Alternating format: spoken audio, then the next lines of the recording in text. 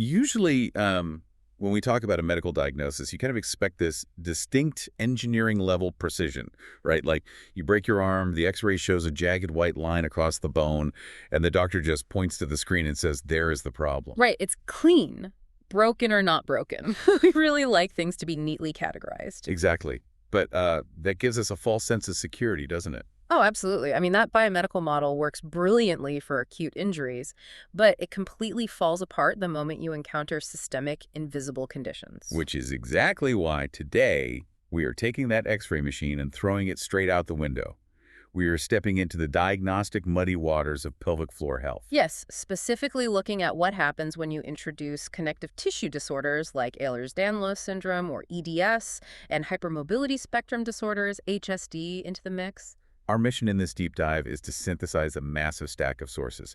We've got clinical literature from the O&G magazine and Stat Pearls, plus rigid clinical guidelines from NICE and the Royal College of Obstetricians and Gynecologists.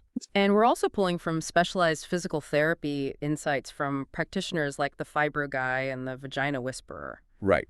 We want to figure out what realistic treatment goals actually look like when the patient's underlying tissue fundamentally breaks all the textbook rules. So, okay, let's unpack this. Structural failure. Where do we even start? Well, to even begin discussing realistic goals, we have to look at the extracellular matrix. The pelvic floor relies on this really complex hammock of muscles, ligaments, and fascia to support organs like the bladder and the uterus. And the structural integrity of that hammock depends heavily on collagen, right? Exactly. In the general population, that collagen scaffolding is predominantly type I collagen, which gives you that thick, strong, tensile support. Right. Balanced out with some type 3 collagen for elasticity. So it stretches a little but holds firm. But in connective tissue disorders like EDS, the genetic blueprint for synthesizing that collagen is just altered. You see a reduction in total collagen and a huge disruption in that crucial ratio. So it leans too heavily toward the stretchy type 3 collagen. Yes, exactly, at the expense of the strong type I. So the ligaments become inherently lax, they lose their resilience, and just cannot counteract intra-abdominal pressure or gravity. Wow. Which leads to the incredibly high rates of pelvic organ prolapse we see in this demographic. Yep.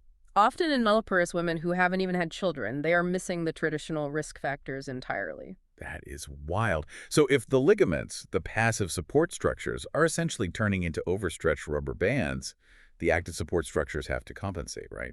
I mean, the muscles don't just give up. No, they do the exact opposite. What's fascinating here is that the nervous system senses this profound joint instability and lack of passive support, and it basically panics. It upregulates the resting tone of the muscles. Exactly. The brain forces the pelvic floor to constantly over-recruit. It's essentially gripping 24/7 just to keep the internal organs from dropping out. Oh, wow. Yeah, this creates a deeply hypertonic, spasming pelvic floor. So it's like a suspension bridge where the heavy steel cables have been swapped out for bungee cords. And the bridge is swaying violently, so the wooden planks themselves are gripping together in a panic to keep the whole thing taut. Wait, planks don't grip. Let's say the cars on the bridge all slam on their brakes and lock their tires simultaneously, trying to create an artificial rigidity to stop the swaying. Oh yeah, that works perfectly. It's an unsustainable, high-tension emergency response. That makes perfect sense. Yeah. And it completely upends the common assumption that prolapse or incontinence automatically equals a weak or hypotonic pelvic floor. I mean, if a muscle is clenched in a panic state all day long, it's not weak, right? It's exhausted. When you actually need it to fire to prevent a leak during a sneeze, it has zero contractile reserve left. It's already at maximum tension. Which makes diagnosis incredibly tricky for these patients. It is the central paradox. A hypertonic pelvic floor and a genuinely hypotonic or weak pelvic floor produce the exact same overlapping symptoms. Like urinary leakage, urgency, pelvic heaviness. Right. The clinical presentation looks identical, but the underlying mechanism is completely inverted. And that inverted mechanism is precisely why standard textbook medical advice can spectacularly backfire for this demographic. Oh, absolutely. If you look at the standard INEO clinical guidelines, specifically QS-77 and NG-210, the heavily emphasized first-line treatment for stress or mixed urinary incontinence is 3 to 4 months of supervised pelvic floor muscle training. Which means Kegels. Exactly, Kegels. But for a patient whose pelvic floor is already spasming in an attempt to stabilize faulty ligaments, prescribing active strengthening exercises is actively detrimental. Because you are instructing an exhausted, overworked muscle to clench even harder. Right, and our sources highlight that this can rapidly exacerbate symptoms like dyspareunia, making intercourse incredibly painful due to the muscle spasm. Also worsens chronic constipation, doesn't it? Hmm. Because the puborectalis muscle physically cannot relax enough to allow for a bowel movement. Yes, and it even triggers the sensation of recurrent UTIs.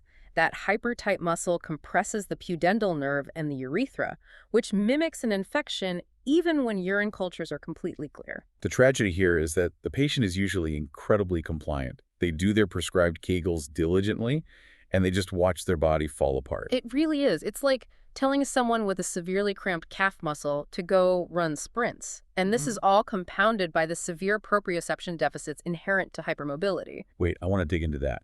What is the mechanism of that proprioception deficit? Why does having stretchy collagen disconnect the brain's physical map of the body? It really comes down to mechanoreceptors. These are sensory nerve endings located within the fascia, ligaments, and joints that detect stretch and tension. So they send signals back to the brain about where the body is in space. Exactly.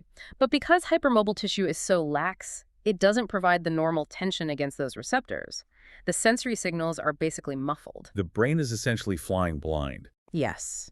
You can hook a hypermobile patient up to a biofeedback machine in a physical therapy clinic, and the screen will show a massive red line muscle contraction indicating a severe pelvic floor spasm. But if you ask the patient what they say they feel perfectly relaxed. Right. They cannot perceive the clenching because their interoception, their internal sensory mapping, is severely compromised. That profound disconnect explains a genuinely frustrating data point from one of the NICE evidence reviews we analyzed. The one about prolapse prevalence. Yeah. The review noted low-quality evidence showing no difference in pelvic organ prolapse prevalence between hypermobile and non-hypermobile women. Which completely contradicts the lived reality of nearly every specialized pelvic health clinic out there. It really does. And interestingly, that same NICE review found clear, high-quality correlations between fibromyalgia and pelvic pain. Which highlights just how easily complex overlapping symptoms can evade standard diagnostic criteria. Right. If a condition involves an invisible structural defect combined with a neurological sensory disconnect, it's so easily missed. If your standard doctor relies on a patient accurately reporting their own muscle tension and the patient's brain is lying to them, the dysfunction goes completely undocumented. Exactly. Which forces us to redefine what a realistic treatment goal looks like for a patient with faulty collagen. You cannot exercise your way out of a genetic collagen defect. So the primary objective shifts entirely away from curing the tissue laxity. Yes. The new goal is managing pressure and downtraining the nervous system. Downtraining involves teaching that hypervigilant nervous system that it is actually safe to let go. Specialists like the Vagina Whisperer focus heavily on this. Right. It's not just about stopping Kegels. It's actively retraining the resting tone through diaphragmatic breath work. Yeah. The diaphragm and the pelvic floor are intrinsically linked. They operate like a piston, right? Exactly. By expanding the ribcage fully and engaging the diaphragm on an inhale, you mechanically coax the pelvic floor into a downward relaxed expansion. And physical therapists will combine this breath work with internal manual trigger point release to massage the tension out of the fascial restrictions. Alongside biofeedback, yes. Biofeedback becomes a visual crutch for the missing proprioception. The patient watches the screen to learn what a physiological letting go actually looks and feels like. Oh, that makes sense. So only after you normalize that resting tone can you even think about introducing slow isometric stabilization. Right, but even with a perfectly relaxed, well-coordinated pelvic floor, you are still dealing with gravity acting on type 3 collagen. The organs are still vulnerable. So we have to talk about physical devices, specifically pessaries. Pessaries are highly successful first-line, non-surgical tools. They are silicone devices inserted vaginally to mechanically support the prolapsed organs. Essentially acting as proxy ligaments. Mm. But wait, if the vaginal mucosal tissue and the underlying fascia are fragile, easily torn, and prone to poor wound healing due to EDS, wouldn't jamming a rigid silicone ring inside cause severe tearing? It's a significant risk, which is why fitting a pessary in an EDS patient requires meticulous care. You aren't just popping in a standard ring. So what do they do differently? Well, often clinicians prescribe localized topical estrogen alongside the pessary to plump and strengthen the vaginal mucosa. It creates a more robust tissue barrier. Ah, I see. And they also tend to use softer silicone models and require much more frequent removal and inspection to catch any microabrasions early. That makes total sense. Now, beyond internal mechanical support, the deep dive physical therapy sources, particularly the fibro guy, emphasize external proprioceptive support. Yes, like targeted pelvic compression garments, they are gaining massive traction. They provide rigid external stability to the SI joints in the pelvis, right? Exactly. By wrapping the pelvis in an artificial external fascia, you provide the mechanoreceptors with the feedback they are craving. The brain suddenly senses stability. And because the brain senses stability, it stops forcing the pelvic floor to panic grip. You are treating the nervous system response by mechanically altering the environment. If we connect this to the bigger picture, the treatment goal is really building a sustainable, lifelong management toolkit. It's about integrative health, because you cannot treat an EDS pelvic floor in a vacuum. You have to aggressively manage the systemic comorbidities that drive pelvic floor failure. Yes, specifically mast cell activation syndrome, or MCS, and dysautonomia. The sources are emphatic about this. With MCS, mast cells, which are heavily concentrated in mucosal linings, become hyperreactive. And when triggered, they dump inflammatory mediators, like histamine, directly into the bladder lining. This causes severe interstitial cystitis symptoms. The patient feels intense bladder burning and urgency, but a urine culture shows no bacterial infection. Right. If you don't control that mast cell degranulation systemically, the pelvic floor will constantly spasm in response to that localized bladder inflammation. And then you factor in dysautonomia, specifically the dysfunction of the vagus nerve and the autonomic nervous system, Gut motility basically grinds to a halt. which leads to intractable chronic constipation. And if a hypermobile patient is chronically constipated, they are inevitably straining on the toilet. That straining creates massive intra-abdominal pressure directed straight down onto faulty collagen ligaments. That is the exact mechanism of how a prolapse is triggered or worsened. So treating a hypermobile pelvic floor realistically means optimizing toileting posture, like prescribing a squatty potty, treating the gut motility issues, and managing systemic inflammation. It's a full-body project. But let's look at the harsh reality. When conservative management, the breath work, the estrogen, the pessaries, the compression garments, when all of that fails to provide an adequate quality of life, patients naturally look towards surgical intervention. And the surgical dilemma for connective tissue disorders is profound. For patients with known EDS, surgery is strictly considered an absolute last resort. Because of poor wound healing and tissue fragility. Exactly. You are trying to suture together tissue that is inherently friable. It's like trying to sew wet tissue paper together. The surgical failure rates are notoriously high. But the data on vaginal repair surgeries, like sacrocolpopexy or native tissue repairs, is sobering even for the general population. It really is. Long-term studies show this fascinating dichotomy between subjective patient satisfaction and objective anatomical reality. Subjectively, around 80% of women report high satisfaction and improved quality of life years down the line, right? Yes, but objectively, anatomical regression is almost guaranteed over time. Within 5 years post-operation, reoperation rates for prolapse hover between 11 to 15%. Because the tissues eventually stretch back out under the continuous load of gravity and intra-abdominal pressure. Exactly. Prolapse isn't a broken bone you set once. It is a chronic degenerative condition. So if native tissue repair is prone to regression and surgery is too risky, what about advanced technology? Like lasers. Here's where it gets really interesting, because we noted a huge clash in the sources. Yes, specifically vaginal CO2 lasers. Lasers are heavily utilized in dermatology to stimulate collagen remodeling, so the leap to utilizing them on vaginal mucosa seems logical on the surface. But let's look at the mechanism. A CO2 laser works by vaporizing a water in the tissue, creating these controlled microinjuries, right? Exactly. And that thermal damage triggers the body's natural healing cascade, recruiting fibroblasts to lay down new collagen.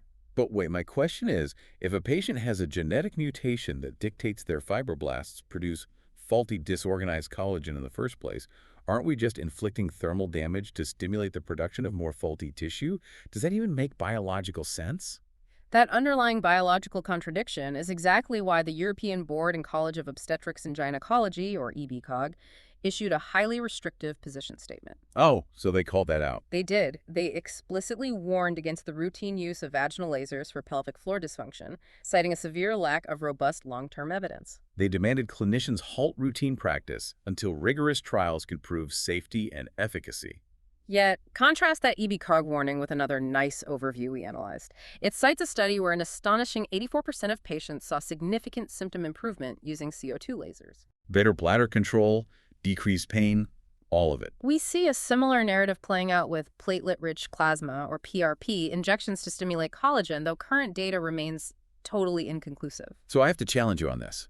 Are we just throwing expensive, unproven lasers and experimental PRP at a structural genetic problem out of sheer desperation because the surgical options are too risky? It creates an incredibly delicate ethical tension. A clinician has to balance that preliminary positive data and the hope it gives against the unknown long-term risks of micro-injuring fragile tissue. How do you weigh that ethical balance of hope versus evidence? The cornerstone has to be aggressive, informed consent. The patient must understand they are operating on the bleeding edge of experimental therapy. Now, we've been heavily focused on genetic alteration so far, where the body's own blueprint betrays the structural integrity of the pelvic floor from the inside out. Yep. But the sources we're synthesizing today mandate that we also examine acquired structural trauma to fully understand comprehensive trauma-informed pelvic care. Absolutely. The clinical principles of managing fundamentally altered, non-textbook anatomy apply just as heavily to acquired trauma. We're looking at the Royal College of Obstetricians and Gynecologists' Green Top Guideline on Female Genital Mutilation, or FGM. Managing FGM requires an intensely individualized approach because, just like severe prolapse, the structural reality of the pelvis has been profoundly disrupted. Their ACO guidelines are incredibly specific. Clinicians must identify the exact classification of FGM, which ranges from types 1 through 4. And the environment must be completely safe and non-judgmental. Clinicians are explicitly mandated to use professional, independent interpreters. So relying on family members is out of the question. Strictly prohibited. The patient must have the autonomy to speak freely without any coercion. Clinically, a common intervention is deinfibulation, right? A surgical procedure often done in an outpatient setting under local anesthetic. Yes, and the care operates within a very rigid legal framework. The FGM Act makes it illegal to perform or assist in FGM. And if it's confirmed in a minor, reporting it to the police within 1 month is completely mandatory. Furthermore, reinfibulation is unequivocally illegal under all circumstances.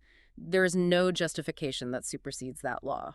This raises an important question, though, connecting back to our core theme. Right, whether a patient's pelvic floor is compromised by faulty DNA or severe physical trauma, standard textbook anatomy no longer applies. Exactly. You can't reverse a genetic mutation, and you cannot undo historical trauma. So what is the actual goal? In both of these complex scenarios, the realistic treatment goal is the restoration of patient autonomy. It's about meticulously managing pain, preventing further physiological harm, and utilizing highly specialized multidisciplinary care. Which involves psychosexual services, psychological assessment, and infectious disease screening. You are treating the holistic aftermath. That is the ultimate takeaway for you, the listener. Synthesizing this massive stack of sources reveals that setting realistic treatment goals for connective tissue disorders requires abandoning the idea of a permanent engineering-style fix. Success looks like identifying that hypertonic overcompensation, utilizing breathwork and biofeedback, and carefully sizing pessaries for mechanical support. Right. It means treating pelvic organ prolapse as a chronic, manageable condition rather than a surgical emergency. It demands patience and an unwavering commitment to treating the whole patient. To wrap up, I want to leave you with a final thought to mull over. Something that builds on the biology we've discussed today. Go for it. We've established that the EDS pelvic floor is essentially a massive group of core muscles working overtime, 24/7. They are desperately clenching, locked in that hypertonic spasm, trying to do the stabilizing job of ligaments. It is a phenomenal, invisible physiological burden. Right. So consider the energy requirement for that. If a huge portion of your body's musculature never, ever gets to switch out, could the profound, debilitating chronic fatigue, so commonly reported by EDS patients, be partially tied to this? Oh. Could that deep, unshakable exhaustion be directly linked to the massive, invisible, daily energy expenditure of a pelvic floor that is constantly running a marathon just to keep you standing upright? That shifts the entire paradigm of how we view fatigue and hypermobility. It's not just a vague systemic symptom. It could be the direct result of chronic, invisible muscular It labor. forces you to look at the interconnectedness of the human body in a completely new way. Well, thanks for joining us on this deep dive. We'll catch you on the next one.